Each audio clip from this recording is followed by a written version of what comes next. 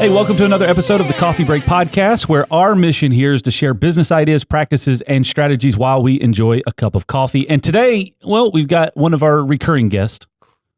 But you're in the new studio, so it's like a new it's a whole environment. New thing. This is great. So it's exciting. Yeah, we're glad to have Ben Sultze from ASSA ABLOY with us today.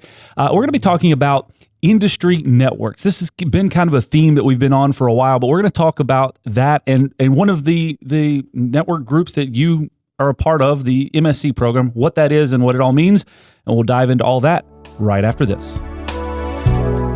We got so much to say. We got a podcast to make. We're sipping on lattes, and it's time for a coffee break. It's time for a coffee break. Oh, yeah. Hey, welcome back. So, Ben, thank you very much for taking time out of your busy schedule. Thanks hunting, for having me. Whatever it is that you do on a daily basis. Yeah. Yep. Golf? No, I'm kidding. Oh, golfing and hunting. It's. I'm glad you can work it in since it's so cold outside. One of the things that we've added since the last time you've been here, which I think the last episode that you were here was our Christmas spectacular last year. It was the final episode Aaron, of season 1. Talking about things we achieved throughout the year. And you know what's crazy? So in a year's time, because it's not even a year yet, but less than a year's time, how much has changed? Absolutely. It's crazy. Boy, has it been a roller coaster. It's also gone very, very fast, I would say, this year more than anything. But it's been a great year. So thank you for being here today. Thanks for having me. We always enjoy having you in the beautiful city of Charlotte, North Carolina. One of the new things that we've added is a segment called Rapid Fire. 5 randomly selected questions just to get under your skin. I've been watching, so with unknown point values, just to make it a little edgier for you. Okay, so are you ready? I'm ready. Number 1, tell us one thing that you've learned recently that has inspired you. Oh, man, we're getting deep right off the bat, aren't we? Mm-hmm. One thing that I've learned that has inspired me.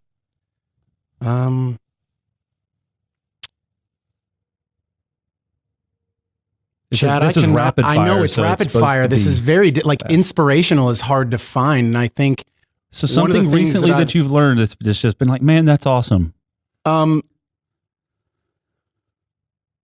I learned that my daughter is already reading at like almost a second grade level. She's in kindergarten. There you go. And she's already at the point where she's past the end of the year. And so I think it's inspirational to see a child that, just enjoys it and doing something that's part of school and being successful at it. It's been inspirational to me to see how much joy she gets out of being like good at that. Like awesome. That's inspirational to me. There you go. Okay. Sorry that took so long. Yeah. Wow. What dance move are you secretly awesome at? Oh man, all of them? No, yeah, that's a lie. Yeah, I don't like the Cupid Shuffle. Let me just put that out there. What do you have against the Cupid Shuffle? I don't like the choreographed where they tell you what to do, where you jump side to side and stuff. Oh, you don't like people telling you what to do? Yeah, no, but I'm really good at like the lawnmower. I'm really good at the shopping cart. Those ones. Yeah, the real dad dance moves. Yeah. All right, number 3. Where's the last place that you'd be caught dead? Oh, good grief, Walmart. That one you had rapid. Yeah, I mean, I'm ready for that one. But I think we're all there. If you had one extra hour in your day that you could do anything with, what would you choose? That's question number 4. Question number 4. 1 hour extra in my day. What would I do? I would spend it with spending more time having fun with my kids and doing things to help them learn new skills. There you go. Teaching them, I guess. And then lastly, number 5. What is the best part of your day? The best part of my day is waking up, I think, and knowing that I got another day to go, and I get to make something of every day. I like waking up. The best part of waking up. Yeah. The best part of your day is waking up. Best part of my day is waking up and just having an opportunity to get back out there and better myself and enjoy being out there. Yeah. There you go. 5 rapid fire questions. Cool, you passed it. I know you were stressed about it. I was. But you made it. Thank you. Final score, 747 points, which is, it's okay. I wanted to get to 1,000. Well, no one has ever done that yet. So maybe next time you can try for it. So point of the conversation today, I want to talk to you about basically developing an industry group, an industry network. ASSA ABLOY has done this, and they started this how many years ago now? 11, 12? 12 years. 12 years ago started this. So let's define this really quick. And I also want to make sure that, because we have listeners and viewers that are outside of our industry. Right. So I want to make sure that we're going to talk a little bit about this program as it relates to our industry, but I also want to make sure that we kind of keep it in a focus of what are some things that people should be mindful of or looking for if they're in a different industry, but how they can make use of something like this. Because I think I know it's been majorly impactful for our organization. But I want to hear from both sides. So first, describe what the MSC Network is, or the Medeco Security Center Program is. For everybody that may have no clue, because we talk about it a lot. We'll say MSC Network, and they're like, "What is that acronym?" Yeah, you on a cruise ship? So, anyways, yeah, exactly. Give us a little explanation. So the MSC Network is a group of security professional businesses that are very diverse, different business models, different markets that they focus on. But what we've really tried to do is find commonalities in those businesses, and what started with one specific product that was used by all of those businesses and still kind of stays as a staple. We took that as a central focus area and knew most of these businesses have been through training that's similar. They're using solutions that are similar. And so in the MSC Network, you find a lot of businesses that have used a product called Medeco, and they've built a lot of their revenue base off of that recurring model of Medeco. From there, we've really started to learn and invest in this network to bring other solutions and other business ideas into the program and into the network to help those businesses grow, to help share ideas, and to really bring together a group of people with a manufacturer that wants to support those businesses and continues to support those businesses to have some mutual benefit, mutual gains. So I think one of the big things that's interesting, because there's networks, there's business networks out there that as a business, you join, you pay a fee, annually, monthly, or whatever, you join and you get the benefit of connecting with other business owners. Maybe some of them are they'll have industry exclusivity. So you're in the security business, so you can only be one of those partners in here, one of this this type of business. The MSC Network is unique, is it's all the same industry, and it's sponsored by a manufacturer. So there's no membership fee or anything like that to join, but there's some criteria to kind of work on that. I think what we really focus in on is trying to build a loyal base of customers and trying to build mutual trust between two businesses, between business and manufacturer. Yeah. The MSC Network provides very unique value to ASSA ABLOY. And ASSA ABLOY recognizes that. It's not the most dollars that we're going to get. They're not the biggest customers in the country, not doing the biggest projects all over. But the value that they provide to the end users and in their communities makes it very unique and strategic for us. And so for us, we want to continue to find businesses that are looking for valuable partnerships. Where we can build trust between our sales organization and our manufacturing organizations, to where we're engaged in VOC and we don't even know it, right? We engage with these customers so much that we're gaining valuable feedback without having to do a questionnaire, without having to go and sit down and ask questions of them. It's all become kind of part of the nature of the program that we've built. We're trying to continuous building of trust and loyalty. And that's kind of the expectation, is that we invest in this network and we invest in tools for the network so that they can benefit, but ultimately we're trying to make it easier to do business with us and then hopefully gain benefit from that as well. So in the book Radical Candor, there's a lot of conversation about building relationships within your business, within your team members, so that you can have open dialogue, right? So that you can handle things as they come along, but then you just have that open kind of candor back and forth, where you're not afraid. You don't withhold information, or you don't hold punches back, right? So you have that whole honesty, right? And that's a lot of what ASSA ABLOY has kind of structured through this process, is because you're building relationships at a larger scale, but you're able to have that open dialogue on a regular basis without it being a formalized annual review of this is how this is going to work. It's an ongoing conversation, so you kind of understand what's happening. That's right. And I think what we've tried to continue to do, and what I would say if you're building a network or building a program, is inside of that group, there has to be some champions that are able to develop your message and tailor it around and kind of lead, a larger group. Because we started out with, I think, 18 businesses, and now we're to a point where it's 215 businesses.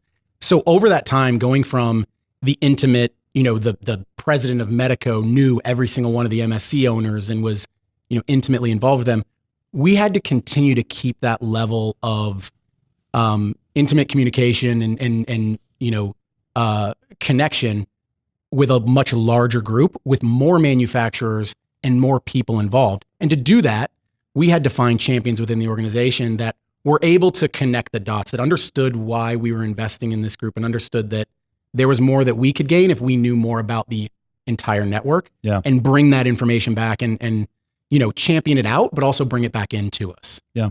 It's interesting, I think, because you just mentioned it started out with 15 companies. And I mean, in that situation, it's more like a summit or, where there's just a round table, so to speak. Very focused. Yeah. Very focused. And then now you've spread out and you've got so many more companies, but there's a benefit of that because of as you mentioned earlier, the diversity of all of the different business types. So that it's not just, even though it's the same industry, and we've learned that very specifically over the last several months, just because it's the same industry, each business has a different business model that they're working under, or a different strength that they're working in. And understanding that, if the manufacturer is built a network and it only is catering to that one business model, you've left a lot of people out. That's right. We challenge we find it a challenge, and we challenge ourselves to embrace that diverse group of businesses. Yeah. I think when you try to put a program together, and I'm guilty of this when I came into the role, is saying, making some broad statements about commonalities that we can say, okay, everyone's like this. Yeah. Okay, everyone's going to benefit if we do this. That's absolutely not the case. Yeah. And so a lot of times, in my experience with this program especially, is we fail with half of the group sometimes when we put a promotion together, or a business development plan, or, action items for our sales team to take out to the businesses, because it just doesn't fit the business model. But that doesn't keep us from learning from that and then saying, okay, are there ways that we can capture more of the audience? And what we've done in, I think the most important part of our program, and there's probably something different for everyone that's managing a program or managing a network of businesses. Ours is this conference where we're bringing all of the people together to learn and share ideas. Yeah. Because that's a time where you can't write about that kind. Like, I couldn't put together an article that's going to get as much information out to the entire network as I could if you bring those people together. Yeah. And they can share what they've learned, why they've learned it, and where they've been challenged. So I would say, when you're thinking about that in terms of a network with the diverse businesses, we've got to continue to challenge ourselves to find ways to add value to everyone, but also understand that not everything's going to be applicable. Yeah. And build on that. And that's okay. So one of the interesting things about networks is, what is the end goal? What is the actual benefit of being a part of it? Because it takes both sides. It takes whoever is managing it or hosting it or sponsoring it, and then the members itself. And the value of a network is only as strong as the engagement level. That's right. Right. So you can bring everybody in for a conference and just disperse all this information, and then people are like, okay, thanks. I mean, like you just said, you could have written an article and emailed that to me. I didn't really need to be here for that. Right. But what is the thing that allows people to create engagement and, for lack of a better word, an ownership of, I need to be there, I want to be there because of this?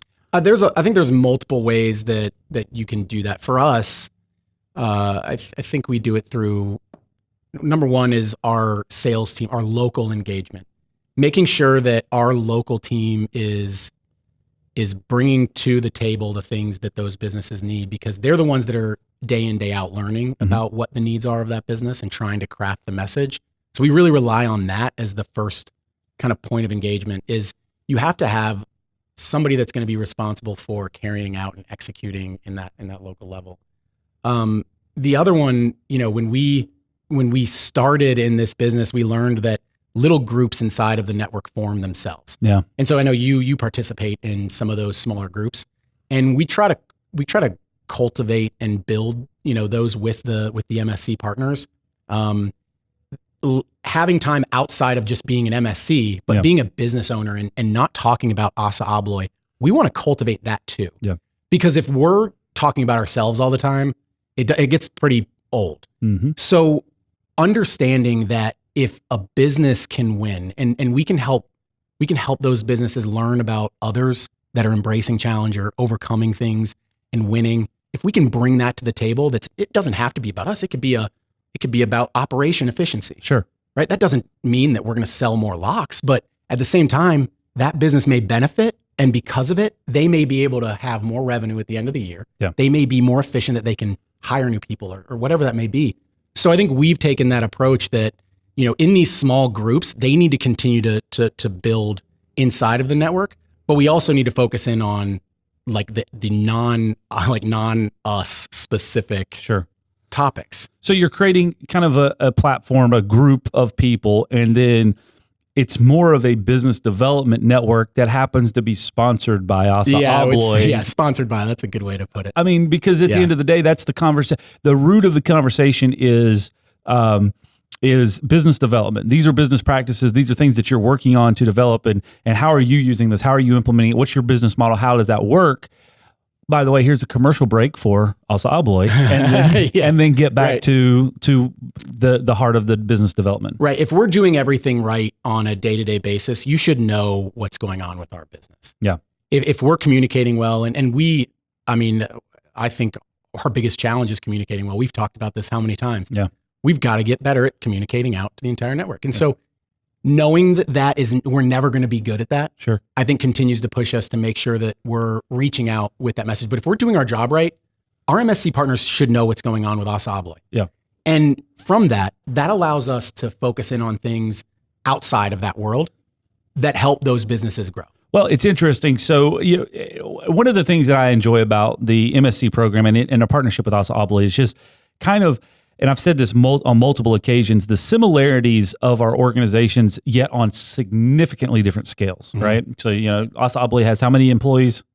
40,000 plus. Yeah. And globally. so we obviously don't have 40,000 employees, but what you just said about communicating even to your customer base, we struggle with communicating consistently to our customer base. We struggle, and we've learned this here recently, communicating internally, because as our business has grown, and I picked up this term from something else that I heard the other day on cascading communication, where it starts and how it influxes out through your entire organization. And it's the same thing that you guys struggle with, even internally and externally. Yep.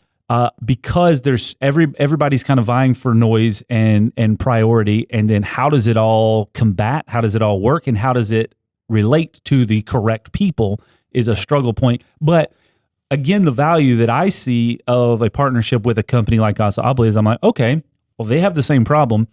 What are they doing to fix it? What are we doing to fix it? How do we share ideas, and how can we work together and help each other out? And go, okay, well, this worked for us, this worked for you, and you come up with a good solution. Yeah, I think it's always interesting to see how much we're learning from the business partners that are our MSCs. Yeah. And we're taking that feedback. And you just mentioned Cascade, right? Yep. How do you cascade? Well, in our challenge with a larger network, we have to have a cascading effect. We have to create noise within the network that's broadening the message, creating smaller communities, creating channels for our partners to communicate. We've struggled with that, but because of how close we've become with those partners, because we've really cultivated that relationship for years. And then when we bring somebody new in, we bring them into the mix with someone that's a veteran that's been in the group for a long time. So right off the bat, when we bring somebody new in, we're trying to bring them into the cascade effect. Yeah. Because somebody who's been a part of this knows where to go to get value, where to go to learn something. And immediately, if you come into a big network like this and you're just relying on, my sales guy will let me know, or, I'll get the newsletter, you're probably going to miss some of the things that are the actual value that the network can provide. So I always look at it as we need to continue to cultivate the relationship between the people that are getting value and the people that may not see the value. Yeah. So very important for us to continue to try to cascade the message and build that connectivity, because ultimately the people that are seeing the value are the ones that are already winning with us. Yeah. The ones that aren't seeing the value is where it's keeping me up at night. See, it's kind of like in a small business where you're hiring a new employee, right? And so that new employee comes on, and you've got people that have been in the organization for years, and they already know the intricacies of how to navigate and understand where information is or who to talk to about certain things. And a new employee comes in, they're like, I don't know what's going on. Yeah. And so finding a way to either maybe partner them up with a buddy or something like that to say, hey, this is who's going to help be your guide through this process, because you can't just bring somebody in on day one and influx them with all kinds of information and expect them to understand or remember it all as they progress through. So it's an interesting thing. Somebody that's coming in new to a network, any type of industry network, if there's not already a written plan that they can just follow, then how do they know all of the value that's already been there that they've already missed out on, and how can they go back and get it? And even you can write out a plan. We can host webinars. We can email you. We can give you all the things. Hey, if you do this, you could learn about X, right? Yeah. We can do that all day long, but if you leave it up to just one point of contact or them to learn it themselves on, okay, I'm being influxed with information, things are going to be missed. And I've always found throughout the years of being a part of this network and understanding, trying to bring in new people to the network, I found that the best learning is coming from when somebody can pick up on one thing and implement it into their business and see that there's value, they're going to start searching for more things. So I think it was Cindy Angel from Buffalo Security said, every time she comes to a conference, not everything's applicable, but she gets one golden nugget of information. Sure. And I mentioned this on I think the first podcast I was on, right? In our network and in our industry, yes, there are people that aren't going to see value in the program and network. That's great, but we're going to continue to try to create opportunities for them to find something that's valuable. And if we can do that, and you find one thing that you're able to build on, I think we're then able to cultivate a better loyalty with that business and a want to continue to move forward. So you take this into your own small business, you take this into an industry network, a group network, you take this into whatever level community that you're trying to build. And as new people come on, the main goal is to get them to latch on to one thing to see that value in one thing. Get them to find value in something. That's going to help guide a path to something else. But if they consistently are there, but they're not getting that one thing, then they're going to lose the excitement. That new excitement is going to wear off at some point. Yeah, it's a challenge we face every time we have a conference, right? We bring in all the people, and this is where we get to tell our story. We get to share stories. We get to learn from each other. Everyone walks away from that conference like, yes, that was great. Let's put some things to action. Only a certain percentage will. Yeah. And it's up to us to try to grow that percentage. And we're trying to do that. But if you just leave it out as like, find your own way, find your own path. Like we're investing in all this stuff for you. Like, why don't you see value in these tools? Trying to make it easy. We have to be able to to create other ways for them to learn why things are valuable. And it can't just be us pushing. Well, it's kind of like, again, maybe here's another horrible analogy, but it's kind of like with your kids, right? When they're starting to walk, you have to help guide them, hold their hand. At a point now you've got two kids and they run around perfectly fine without your aid. But if you would have never helped them get started, then they would just be sitting on the floor still. That wouldn't be fun. Yeah. That would be atrocious. But I mean, that's part of it. You had to help them, and now they're self-sufficient in a point where they can walk and move and get around by themselves. Yeah, and I think for us, when we've been successful, it doesn't take a forced, you can do this and do that. And I think for a while, our program kind of was like that. There was some forced behaviors. Yeah, it was like forced behaviors and here's some things you can do every day in your business. Here, do this on XYZ day. I think for some businesses that works. Yeah. where, they're so busy that it's nice to take the time and take some things out of it. But in a lot of ways, we want to cultivate a natural progression of finding value between our partnership. Yeah. And that it's not going to be a traditional way of a program. Like some people want to see a program and say, well, I want to get this benefit. I want to get, I want to be rewarded for what I'm buying or what I'm doing. And that's part of it. Obviously there's an aspect of that that's important. Yeah. Rewarding loyalty and showing that we're appreciating that loyalty. But that can't be the main benefit. Sure. And for us, I think we've really taken a focus that we don't want to focus in on that, because if we're doing all the right things, if we're helping your business and we're providing opportunities for you to learn from others, and any network, if the network is strong, if the businesses are strong, if the business communication between those people is strong, our program is going to be strong. Yeah. And our relationship with those businesses is going to be strong. Well, again, I'm just sitting here listening to all this and I'm going, that's no different than a small business with employees. That's no different than a network. That's no different than any type of community. People are the level of do this to get this, like the payoff that only goes so far, and it has limited loyalty. It has limited capacity with that. Limited shelf life. There you go. So. But when you have the ability to add value to somebody in whatever shape, if it's business versus just personal effect, that is where you get long-term sustainability, long-term connectivity, because you're constantly giving value to each other, and it's not just if I do this, I get this reward. If I do this, I get this reward. You're constantly adding value. Right. Yeah, I mean, it can't be just a short-term benefit. Yeah. It can't just be like, this is what you get this year for doing this, and then it's, forgotten. It's got to be it's got to be a living, breathing thing. A living, breathing thing, and that's the community that you create. Well, it's interesting too, because in that situation, you're having to constantly evolve. You can't just have one program that's just like, yep, this is how it works. Here it is. Yeah. Here it is. This is how you do things. Yeah. Get to work. That's interesting. So you're constantly evolving, constantly finding ways that it is adding value. Yeah. So that people will stay engaged. I think the other, one of the things that's overlooked sometimes within the program that we've put together is how much ASSA ABLOY is investing in the people we have that are helping connect the dots on the local level. We made a pretty big shift in our business model over the past few years to have a new strategy with our local sales and that support team that's responsible for it, to develop their skill sets and to put people in roles where they're not just account management anymore, the problem solvers, the extended customer service.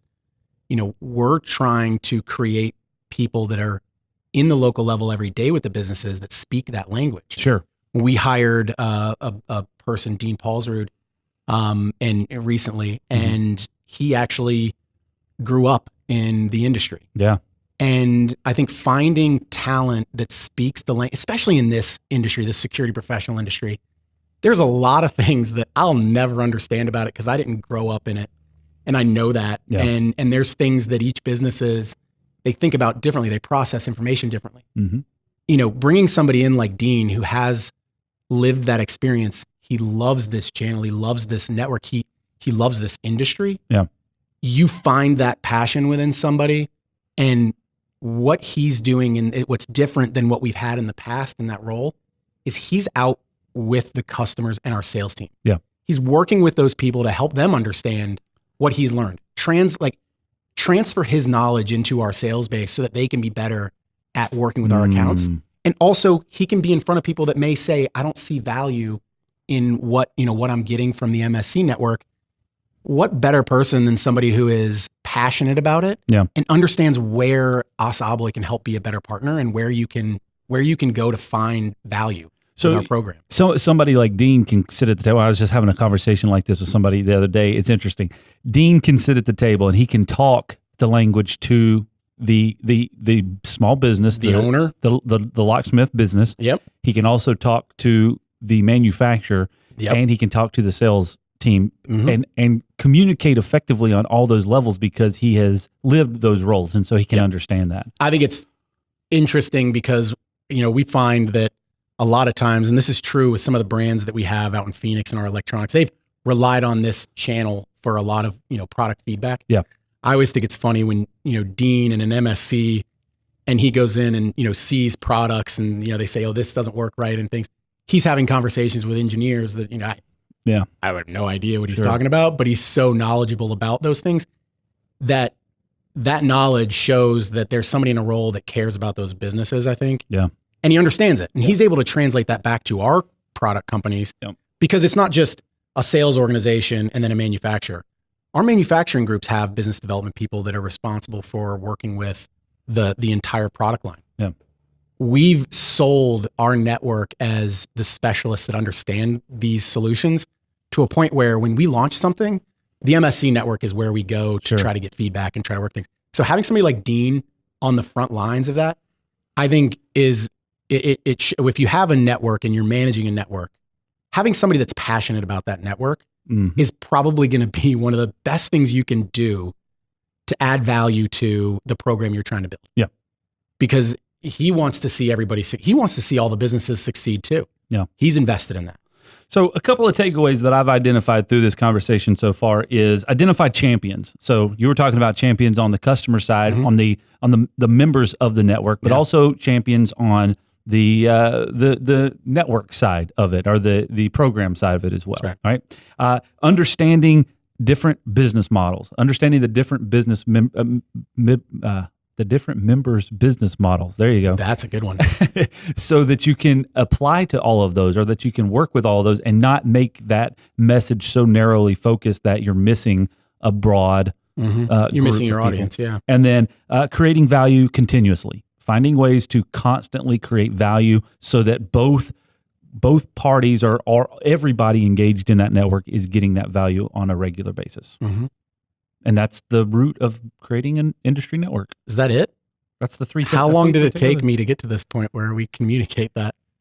Man.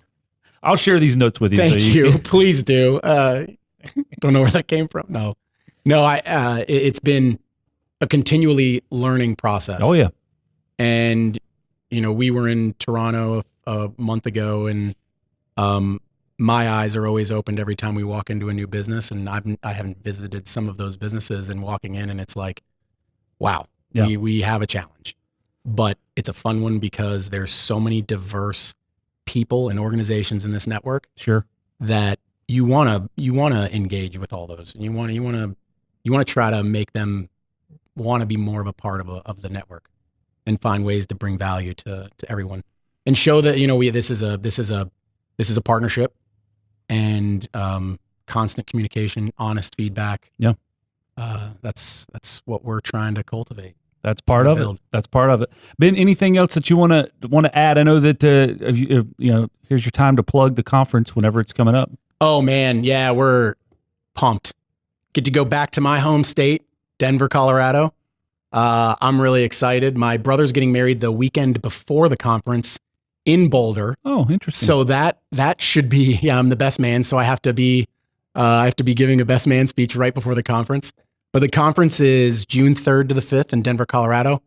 It's I think it's the biggest investment that we make in this program because it provides the most benefit to the largest group. Yeah. And we bring in leadership from each brand. We bring in the channel partners like our wholesalers that help support the businesses that provide our solutions in a timely manner and provide a really great value to ASSA ABLOY and to the network. And we bring in new technology companies that are partnering with us to bring our solutions to market. So it's really pulling together what we would consider the entire, not the entire, but a lot of the aftermarket people that are servicing the end users and bringing our solutions to market. We bring into one place. And I think there's a lot of really good stuff that happens there. And so for all the MSCs that are listening and all the people that are interested in learning more about what the network does, we're here, we're excited. I think that this is a great time for you to bring people from your business that may not know what goes on there, And we're really excited about putting on another great show with the feedback from the MSCs and from our advisors who help us, our champions. And I could say from a business that has been involved with it for, I don't even know how many years now. So we'll just say 8 years, something around there. The growth of this organization directly related to that partnership, because of the information that we've learned, has helped us grow by a multiplier of 5 as we've been a part of the organization. And that is something that's very exciting, because it's not just about what we've learned from ASSA ABLOY, but it's the platform, it's the group that has been organized, that you talk to another business owner. And this is kind of my favorite thing to talk about, is you find a business owner that's doing something better than you, and you find people that are trying to grow as well, and you're kind of that middle ground. And so you learn from them, and you share ideas down. That's right. And you share ideas up, and you share ideas down, and you're constantly learning, navigating, and understanding. And then you get to bring that back and implement it into your business. So we're very grateful for the network and the platform that's there, because it has helped us continue to add value to our team and our organization and to our customers. So that's a huge benefit. And I think that if people aren't involved in some type of an industry network for what they're involved with, or even with inside the lock and security industry, they should do that, because there's major value that can be there. Yeah, no matter what organization you're part of, there's networks out there that are going to provide value to you as a business owner or to a manager. And the big thing is, you have to get engaged. So you can't just join and just sit. Your engagement is going to be directly reflective of the value that you gain out of it. That's right. Well said. There you go. Looking forward to it. All right. Thank you again for joining us. And for those of you that are watching or listening for the first time, the great thing is, just because you clicked on this because Ben was on this episode, you can subscribe and listen to or watch all of the other episodes. We've got almost 70 episodes out there now for you to listen to and watch. You can subscribe to our podcast. If you go to Loc-Doc.net/podcast, you can click on whatever your favorite podcast platform is to subscribe. If you're listening on iTunes in the podcast app, we ask you to give us 5 stars. Give us a good rating. Share this on social media. Tag us if you want, but let folks know that you're listening to this and that there can be value for them as well. And we'd love to hear from you. If you have any questions, comments, or any guest suggestions, we've been getting a lot of guest suggestions here over the last couple of weeks from folks that are listening and watching to this on a regular basis, and we definitely appreciate it. You'll be seeing some of those guests coming up in very shortly here on the podcast. So Loc-Doc.net/podcast. If you want to get more information on that, if you've picked this up on LinkedIn or Facebook, you'll know where to go to subscribe, and you'll be able to check us out and hear our new episode every Tuesday live at 9 a.m. right here on whatever platform you're listening on. So thank you very much for following and listening, and we'll see you next time on the Coffee Break Podcast. To learn more about the topics discussed today and to connect with us online to hear all of the episodes available, visit Loc-Doc.net/podcast. We got so much to say. We got a podcast to make. We're sipping on lattes, and it's time for a coffee break. It's time for a coffee break. Oh, yeah. The Coffee Break Podcast is brought to you by Loc-Doc Security. We'd love to connect with you online on Facebook, Instagram, Twitter, YouTube, and LinkedIn. Just search LOCDOCINC.